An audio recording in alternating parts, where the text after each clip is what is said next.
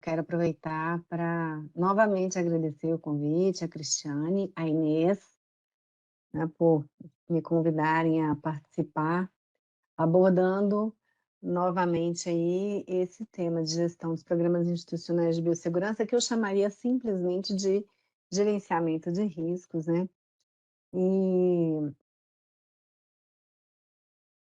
que é um tema complementar, né, ao primeiro tema que a gente tratou, no primeiro momento, né, que eu falei da visão geral da biossegurança e bioproteção. E nesse primeiro momento, né, recordando, fazendo uma recordação do que foi, né, essa visão geral, eu abordei vários conceitos, né, entre eles, e talvez os mais importantes, o próprio conceito de biossegurança e bioproteção. Um conceito que causa bastante confusão, causa bastante conflito, né? Eles são intimamente relacionados, mas eles são completamente diferentes nos seus objetivos, né? Então, na palestra anterior, eu havia dito para vocês que na biossegurança a gente tem lá as medidas para prevenir que um agente biológico possa provocar qualquer dano no ser humano, nos animais, no ambiente de uma forma geral, né? Então, seria o manipulador direto do micro-organismo, no caso das instituições biomédicas, seria a comunidade, que é o entorno, né? Que é quem está fora ali daquele ambiente perigoso, e o próprio meio ambiente. Então, essas são as medidas de biossegurança, para isso que a biossegurança, a isso que a biossegurança se dedica, né? A bioproteção, por outro lado, ela são os mecanismos, compreende os mecanismos de resguardo, né, de prevenção de uma atividade, de uma atuação mal intencionada, tendo como alvo ali o agente biológico. Então, estou protegendo o próprio agente biológico de uma atuação, de uma mal intencionada por parte de um indivíduo, né? Então, o objetivo da biossegurança é a proteção do indivíduo, o objetivo da bioproteção é a proteção do agente ou amostra biológica, né? Então, a gente tem que compreender muito bem essas diferenças. Eu vou recordar também o conceito de avaliação de riscos, já já, para a gente poder entrar no tema, que é o gerenciamento, né? O objetivo aqui não é, de forma alguma, explicar como a gente faz o gerenciamento de risco, mas dá mesmo, parece que o slide deu uma desconfigurada, né? Mas apresentar os fundamentos do gerenciamento de risco, né? Como que ele está fundamentado, né? Quais são os caminhos que a gente tem para realizar o gerenciamento de risco nas instituições biomédicas, né? E eu acho que é importante lembrar que quando a gente fala de instituições biomédicas, nós estamos falando de ambientes muito diversos, né? Porque ontem até, num dos slides, havia colocado numa instituição biomédica, a gente tem laboratórios, esses laboratórios com diferentes finalidades, com diferentes características, né? Temos hospitais, da mesma forma, hospitais com diferentes características, temos biotérios, né? Os biotérios, de certa forma, eles se enquadram lá dentro dos laboratórios, mas, né, eles ainda têm uma questão que é a presença dos animais com as particularidades das espécies, né, que estão ali num biotério. Então, esse momento aqui teve por objetivo só a gente apresentar esses fundamentos, né? Identificar, sem a pretensão ali de ensinar mesmo ou levar aspectos mais profundos, né, sobre o gerenciamento de risco. Bom, então, para a gente falar do gerenciamento de risco, a gente tem que voltar nesse conceito que foi apresentado anteriormente, que é o conceito da avaliação de risco, né? Lembrando também que a gente aqui está tratando do risco biológico, eu não estou tratando dos outros riscos, né? Então, a gente tem vários tipos de riscos associados às atividades profissionais. Nas instituições biomédicas, nós temos lá risco de acidente, temos riscos ergonômicos, nós temos riscos psicossociais, né? Então, riscos químicos, né? Mas aqui nós estamos tratando do risco biológico, né? Então, a avaliação de risco, né, a avaliação do risco biológico, ela é um processo. Essa palavra já diz muito, né? Um processo, algo que vai se desenrolando ao longo do tempo, contanto que a gente tem ali mecanismos que sejam coerentes, né, com esse processo. Então, o processo permite a seleção apropriada das práticas microbiológicas, dos equipamentos de segurança, da infraestrutura da instalação. Quer dizer, na avaliação de risco, eu vou fazer uma definição de como é que eu vou implementar a proteção, né? Então, é justamente durante a avaliação, que é uma parte do gerenciamento, né? A gente não separa um do outro, fazer gerenciamento, a gente tem que fazer uma boa avaliação. Se eu não faço uma boa avaliação, eu falho no gerenciamento como um todo, né? Porque ela é parte. Então, é durante a avaliação que eu vou reconhecer o risco, vou ver lá os mecanismos de transmissão, qual que é a importância que esse micro-organismo tem para a comunidade, questões epidemiológicas relacionadas ao micro-organismo, questões genéticas que interferem na patogenicidade, quer dizer, uma série de fatores que vão me permitir instituir medidas de prevenção, né? Então, é nessa avaliação de risco que a gente vai conseguir a maior parte das informações, na realidade, para que a gente possa instituir as medidas de gerenciamento de riscos. Bom, então, os guidelines, de uma forma geral, que tratam de gerenciamento de risco, eles sofreram uma evolução ao longo do tempo, né?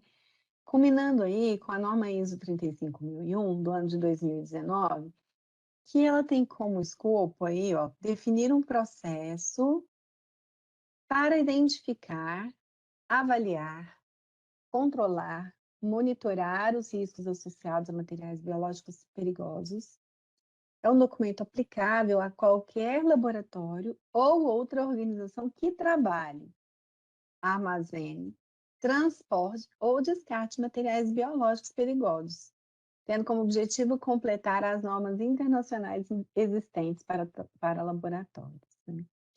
Então, é interessante, novamente aí a palavra processo, identificar, avaliar, controlar, monitorar, dá essa ideia de que uma coisa leva a outra, né? É um processo, né?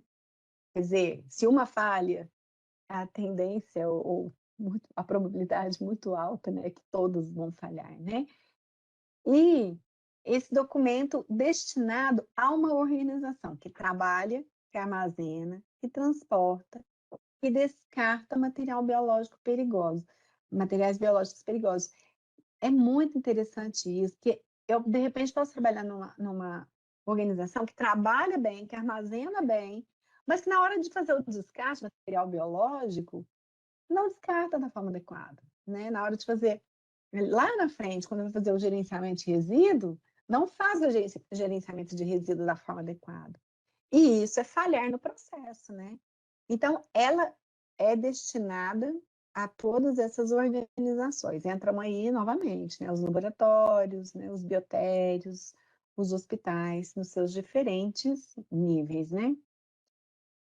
Bom, para atender os seus objetivos, a norma ISO 35001, ela tem por princípio, né, um sistema de gestão de riscos que é construído com base nesse conceito de melhoria contínua por meio de um ciclo de planejamento, implementação, revisão e aprimoramento dos processos e ações de uma organização que trabalha com agentes biológicos perigosos, tá? Então, esse princípio, ele é conhecido como Plan do Check Act, tá? Então, o planejamento, a implementação, a checagem e a atuação, a ação, né? Então, vamos ver um pouquinho do que trata, né, do que tratam, né, esses princípios. Bom, O primeiro princípio é o planejamento, né, tudo a base, né, de tudo, o planejamento. A avaliação de risco, ela está mais especificamente dentro dessa primeira etapa, né, etapa de planejamento. É nessa etapa que a gente vai reconhecer o risco, a gente vai ver como o agente é transmitido, né, quais são as características do micro-organismo, por que que ele é importante em uma determinada população, né. E é com base nessas informações do próprio agente biológico, né, é que a gente vai estabelecer os objetivos, os programas, os processos que são necessários para obter o resultado aí de acordo com a política de gestão de risco biológico.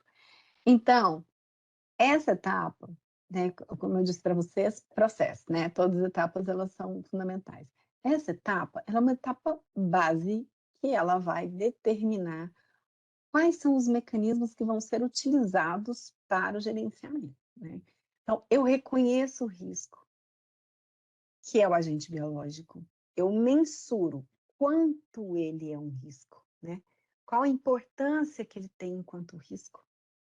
Mensurado, eu vou estabelecer as medidas de prevenção, né, e aí nessas medidas entram medidas voltadas para escolher de equipamentos de proteção individual, estabelecer os equipamentos de proteção coletiva necessários, estabelecer a própria infraestrutura.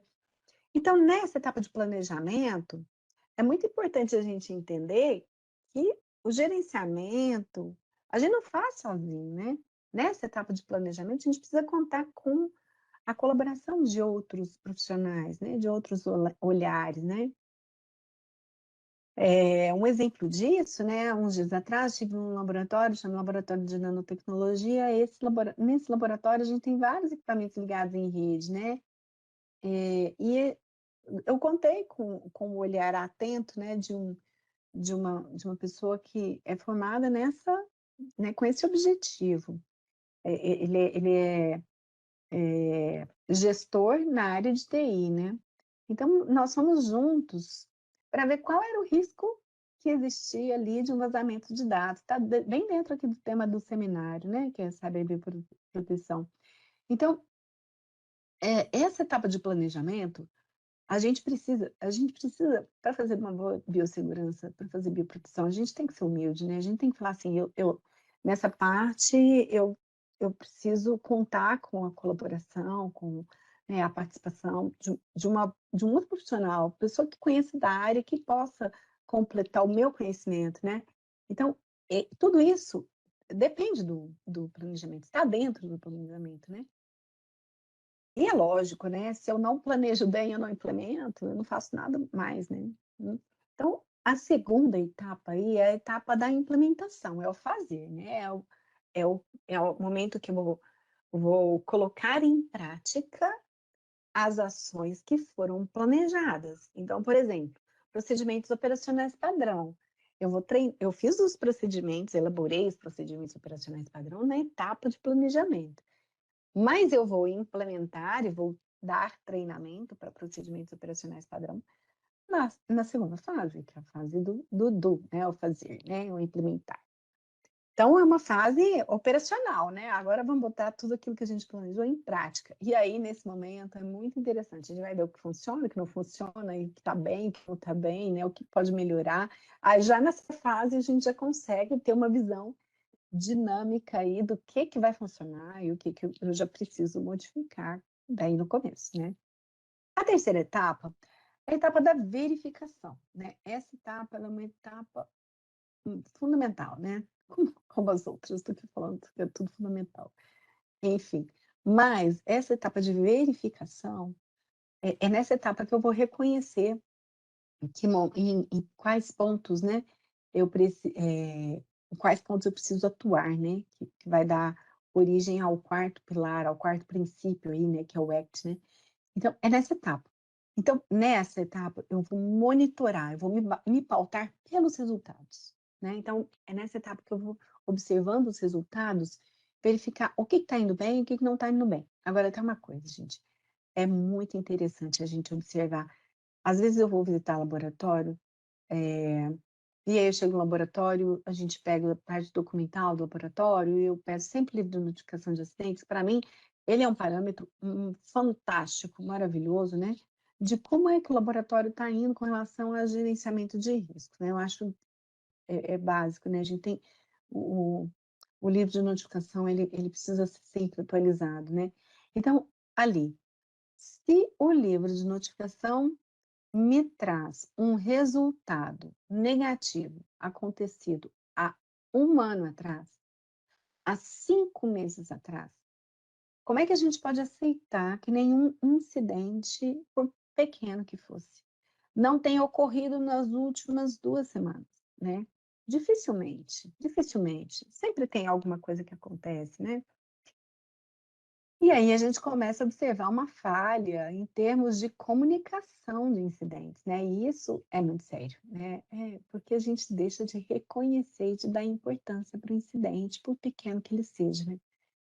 E isso não pode acontecer, né? A gente tem que ter o olhar atento nessa etapa da verificação e do monitoramento para tudo que está acontecendo ali no ambiente, porque senão eu deixo passar coisas que podem ser ali a origem, no futuro, de um incidente grave, que vai gerar um acidente, ou que vai ser, né, vai ter proporções ambientais sérias, né, ou no entorno. Então, e isso não pode acontecer, né? Então, as falhas, elas precisam ser princípio dos acertos. Quando eu não faço da falha o princípio do acerto, né, eu já comecei errado, né, eu já comecei errado. Então, nessa etapa de verificação é quando eu vou me pautar pelos resultados para saber o que está funcionando e o que não está. E a quarta etapa, então, a etapa da atuação, vocês estão entendendo que as coisas acontecem mais ou menos ao mesmo tempo, né? Então, ao mesmo tempo que eu estou implementando, eu já estou verificando e eu já estou modificando, já estou. É justamente isso que dá um movimento, né? É aquele movimento da biossegurança que a gente observa, né? É isso que faz com que a biossegurança, com que a bioproteção sejam áreas do conhecimento em intenso dinamismo. É isso que dá esse dinamismo, né, para essas ciências, né? Bom, então, para a gente falar assim, um pouquinho melhor, né, dividir mais didático, ser mais didático na divisão, né, para atender às necessidades de mitigação, que é o objetivo de gerenciamento de risco, o Manual de Biossegurança do Laboratório Biomédico, a sexta edição, ele traz uma divisão, que é essa divisão que eu coloquei nos próximos slides, que eu quero apresentar para vocês, né? Que está dividido em 6 tópicos, né? O primeiro tópico é esse daqui, a identificação do agente biológico e suas características intrínsecas, né? Quer dizer, se eu não identifico bem, né, eu não consigo fazer o resto do processo da forma adequada. Então, aqui eu vou identificar qual é o micro-organismo com o qual eu estou trabalhando, qual que é o risco envolvido com esse micro-organismo, né, qual que é o risco associado a este micro-organismo, quais são os mecanismos de transmissão, né? Nós temos 4 mecanismos de transmissão, né? São a ingestão, a via percutânea, o contato direto e indireto, né, que tudo está compreendido dentro do contato, e via aerossol, né, sendo a via aerossol mais crítica, né, que o aerossol, a gente produz aerossol ali no ambiente, né, o paciente expectorando produz aerossol, durante um exame a gente produz aerossóis, no laboratório, nós temos vários equipamentos que favorecem a produção de aerossóis, vários é, manejos, né, tipos de manejo, né? Então, assim, quanto mais experiente profissional, menos ele tende a produzir aerossóis no ambiente de trabalho, né? Mas existem alguns ambientes, por exemplo, no laboratório durante um exame, muitas vezes a gente não tem como impedir, né, a geração do aerossol. Então, fica ali aquela suspensão, o agente biológico fica suspenso, e ali o risco de transmissão pela via aerógena, né, inalação. O segundo pilarzinho aí que é como etapa do gerenciamento de risco proposto pelo manual, né, é a identificação dos procedimentos laboratoriais perigosos, né, que são justamente esses principalmente, né, os procedimentos que tendem a produzir mais aerossóis, né. Então existem equipamentos, né, que tendem a produzir e práticas também que tendem a produzir mais aerossóis. E aí a gente pode estabelecer equipamento de proteção individual, equipamento de proteção coletivo, né. O outro é a determinação do nível de biossegurança e a adoção das precauções adicionais, né. Mesmo que eu não tenha um laboratório que seja certificado, né, que tenha ali reconhecido o nível de biossegurança, existem inúmeras fontes para a gente pesquisar o micro-organismo, a qual nível de biossegurança que ele pertence, né. Por exemplo, a brucela é uma bactéria, né, ela, pertence ao nível 3 de classificação de risco biológico. Mycobacterium tuberculosis, também é uma bactéria, também é um agente da tuberculose, também pertence ao nível 3. E isso me impede, né, de levar esse micro-organismo para um ambiente, por exemplo, equivalente ao nível 2, que não tem uma adequação estrutural, espacial, né, um treinamento para fazer a manipulação desse micro-organismo, que ali eu estou expondo a minha equipe, a comunidade, né, a esse risco, né. O outro, deixa eu achar aqui o slide, está aqui. É a revisão da avaliação de risco com a supervisão de um profissional de biossegurança experiente para verificar a necessidade de novas adequações, né, que seria aquela revisão, né, seria a última etapa lá do Plan Do, Check and Act, né, que seria a atuação, né, que seria essa verificação dessa necessidade de novas adequações. O quinto pilar aqui seria o treinamento e avaliação da proficiência dos colaboradores quanto à atuação segura. E assim, eu vou contar para vocês, existem laboratórios que não investem no treinamento, né? Quando a gente fala em treinamento de pessoal, de fato, é um investimento, né? Um investimento humano. A gente precisa ter essa consciência da importância de treinar a equipe de trabalho, né? Seja ela qual for, em qual área for, né?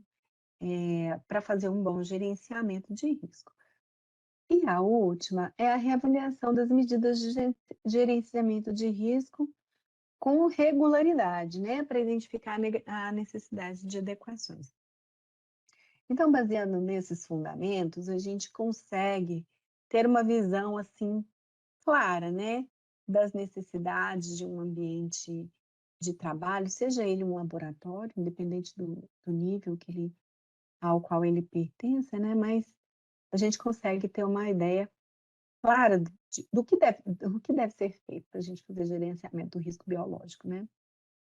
Bom, pensando que a gente está aqui num evento de cyberbioproteção, né, eu não podia deixar de falar que existem outras medidas, né, que vão desde o controle do acesso físico a áreas específicas. Por exemplo, eu trabalhava num hospital. E tinha lugares no hospital que eu não podia acessar, então eu tinha um crachá. Esse crachá me permite entrar no hospital, né. Então para eu entrar no hospital, eu preciso ter o crachá, não entro sem crachá. Então ele abre uma porta para mim, eu consigo entrar no hospital. Esse crachá, ele abre áreas específicas, né. Então, por exemplo, eu posso não conseguir entrar no dormitório dos plantonistas, porque eu não sou mais plantonista. Mas eu entro no laboratório, não entro no laboratório de bioquímica, eu entro no laboratório de microbiologia, que é lá que eu preciso acessar. Então, esse controle de acesso, ele é um mecanismo de biossegurança, ele é também uma medida de bioproteção, né. E aí, já deve ter sido falado em algum momento aqui, que as falhas no controle de acesso, elas também acontecem,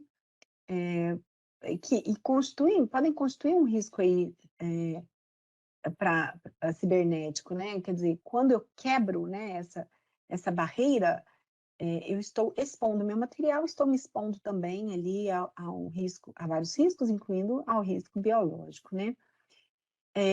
A mesma coisa acontece lá no meu hospital veterinário, né, meu hospital veterinário não tem acesso a nada, eu posso chegar na portaria e eu só posso entrar lá se eu tiver a autorização da administração, mas eu mesma não tenho acesso a nada, quer dizer, eu não preciso ter acesso, né, eu vou lá eventualmente, então ali a restrição para a utilização, para o acesso, né, tem que ser algo que seja frequente, que seja controlado, né. Muitas áreas lá dentro da universidade, onde eu atuo, são controladas por acesso biométrico, né, então, qual que é o problema?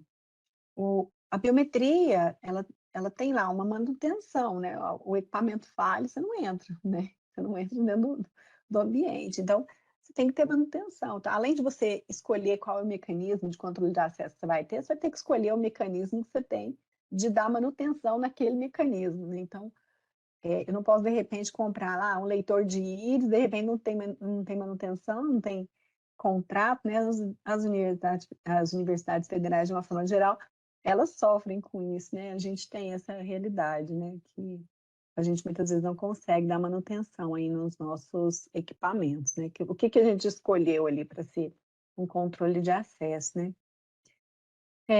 Uma outra coisa que eu observo, né, é a necessidade de a gente instalar câmeras, né, nos nossos ambientes, nas entradas dos laboratórios, né, essas câmeras elas são importantes para observar ali quem está no entorno, né, pessoa que vai e volta muitas vezes, então são medidas também de salvaguardar nosso material e de garantir que as pessoas não vão ter acesso ali, ou que vai dificultar o acesso, né, ao material biológico, então, isso é também uma forma de inibir, né. E de uma forma geral, as boas práticas cibernéticas, né, porque, por exemplo, a gente tem vários equipamentos hoje que são ligados em rede, e são equipamentos importantes, que armazenam muitas informações, né, e que muitas vezes se eu tenho um comportamento inadequado, uma prática inadequada, isso vai muito da educação, né, da educação da comunidade como um todo, né.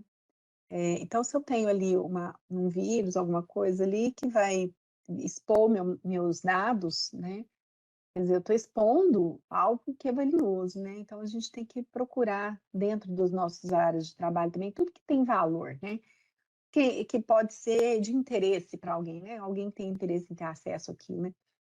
Então, se eu não tenho práticas cibernéticas seguras, né, eu estou expondo também os meus dados, as minhas informações, os resultados das minhas pesquisas, estou expondo também o meu material biológico, né, porque de repente aquilo lá pode abrir uma porta, né, ou favorecer para que o acesso aconteça de alguma forma, né. Bom, eu queria então concluir, né, dizendo que a segurança, de uma forma geral, ela é cultura, né, e tudo que é cultura tem que ser cultivado, né, a gente começa de pouquinho e vai aumentando, a gente vai agregando uma prática segura aqui, uma prática segura ali, e a gente vai incrementando, né. Então, a cultura, ela além de ser construída no ambiente de trabalho, né, ela tem que a gente tem que mostrar que ela é da responsabilidade de todos, né.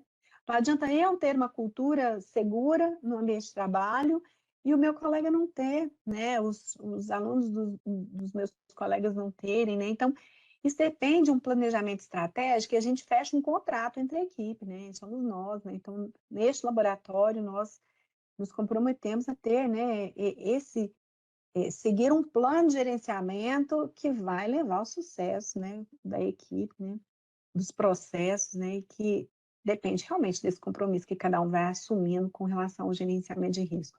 Enfim, biossegurança, bioproteção a gente não faz sozinho, né, a gente está sempre acompanhado de outras pessoas, que compõem ali o ambiente de trabalho.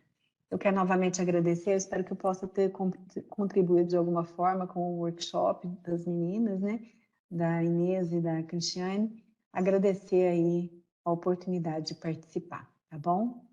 Obrigada, bom workshop a todos.